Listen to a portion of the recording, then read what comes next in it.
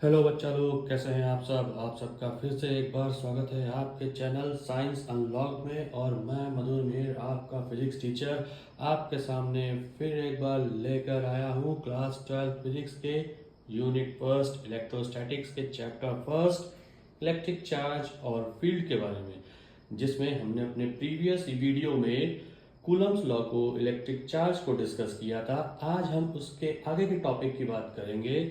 इस वीडियो में हम समझेंगे कूलम्स लॉ, जिसको हम कूलम फोर्स भी कहते हैं, इन अ मीडियम।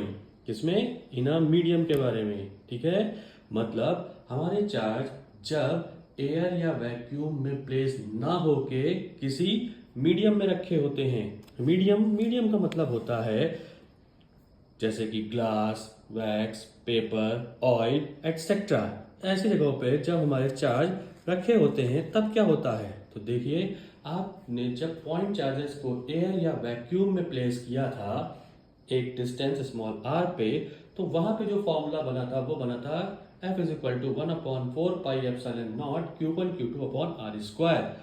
अब अगर यही पॉइंट चार्जेस हमारे किसी मीडियम में रखे होंगे, जैसे कि ग्लास, वैक्स, पेपर या ऑयल एक्सेट्रा, किसी भी मीडियम में, तो हमारा जो फॉर्मूला बनेगा वहां पर वो फॉर्मूला किस तरीके से लिखा जाएगा? F is equal to 1/4πε।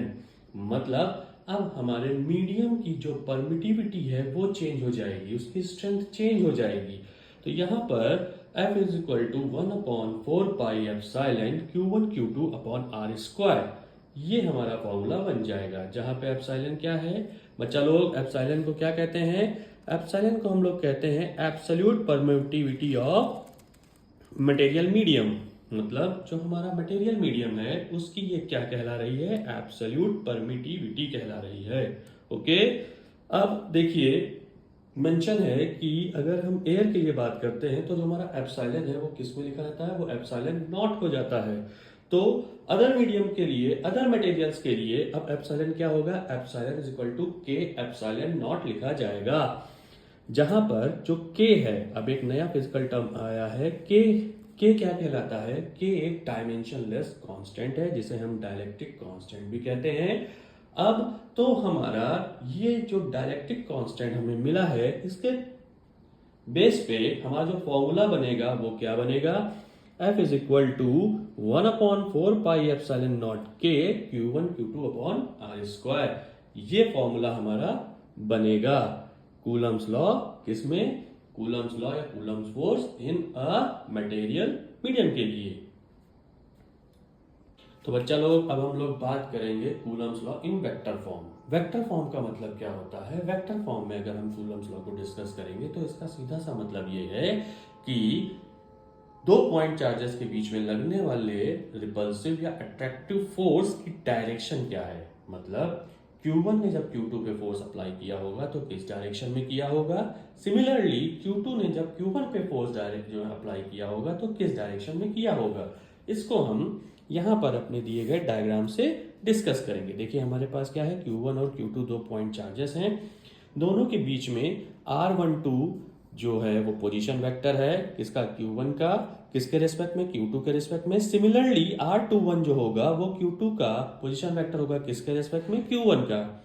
अब यहां पर हम जब बात करते हैं पोजीशन वेक्टर्स की, तो हमारे जो पोजीशन वेक्टर्स हैं उन्हीं के रेस्पेक्ट में हमारे यूनिट वेक्टर्स, ये देखिए, ये यूनिट वेक्टर्स R12 और R21, वो क्या होंगे? R12 जो हमारा यूनिट वेक्टर होगा वो होगा R21 अपॉन R21। मतलब ये यूनिट वेक्टर जो होगा वेक्टर R21 अपॉन R21।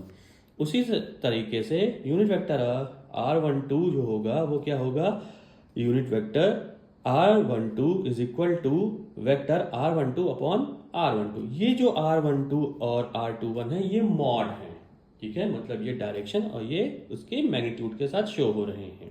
ठीक, अब जो यूनिट वेक्टर R12 है वहां पर देखिए क्या लिखा है? Is equal to minus R21 upon R12। मतलब R12 जो यूनिट वेक्टर होगा वो इसका अपोजिट डायरेक्शन में यूनिट वेक्टर होगा। तो सीधी सी बात है, R12 unit vector is equal to minus R21।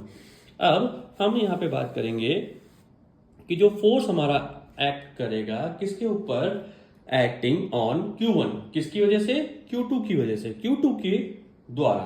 तो वो क्या होगा? F12 वेक्टर फॉर्म में is equal to 1/4 pi epsilon naught. ये एप्सिलॉन नॉट मैंने आपको बताया था परमिटिविटी ऑफ फ्री स्पेस होती है, Q1 Q2 अपॉन R12 का होल स्क्वायर, और डायरेक्शन के साथ, किस डायरेक्शन लगा? देखिए R12 यूनिट वेक्टर के साथ, ठीक है। ये हमने पहली इक्वेशन मान ली। Similarly force acting on charge Q2 due to charge Q1। देखिए यहां पर हमारे पास बहुत ही अच्छे तरीके से हमको ये डिस्कस हम कर रहे हैं इसके बारे में कि जो हमारा फोर्स था Q1 पर, किसकी वजह से? Q2 की वजह से। वो हमारा क्या था? F12 1/4 pi epsilon naught Q1 Q2 upon R12 का whole square unit vector R12। उसी तरीके से जो फोर्स हमारा लगेगा Q2 पे, किसकी वजह से? Q1 की वजह से, वो कितना लगेगा? R21 is equal to 1/4 pi epsilon naught Q1 Q2 upon R21 whole square unit vector R21। कौन सा हमारा? ये क्या हो जाएगा? ये हमारा हो जाएगा यूनिट वेक्टर R21, ठीक है। अब ये जो हमारा यूनिट वेक्टर R21 होगा, ये अगर हम बात करें, देखिए किसके इक्वल जाएगा भाई? F21 हमारा किसके इक्वल जाएगा? माइनस ऑफ F12 के इक्वल जाएगा, ठीक है। तो यहाँ पर जो हमारा यूनिट वेक्टर फर्स्ट हमने निकाला, कौन सा? R12 unit vector. दूसरा जो निकाला वो क्या निकाला हमने? R21। ये दोनों एक दूसरे के जब अपोजिट डायरेक्शन में थे, तो यहाँ पर जो फोर्स लग रहे थे, देखिए यहाँ पर डायग्राम में आप देखिए, ये जो हमारे फोर्स लग रहे थे, ये फोर्स कैसे लग रहे थे?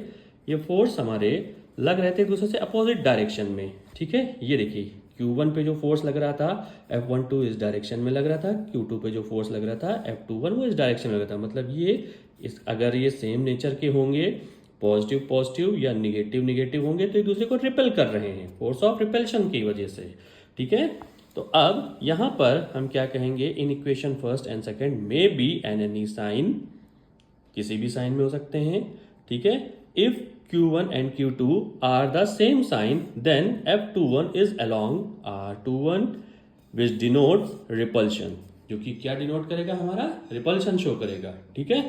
तो अब यहां पर हमने इस टॉपिक में क्या डिस्कस कर लिया? इस टॉपिक में हमने डिस्कस कर लिया Coulomb's law in vector form. Vector form याद रखिए बहुत जरूरी है, क्यों? क्योंकि फोर्स जो होता है वो एक वेक्टर क्वांटिटी होता है।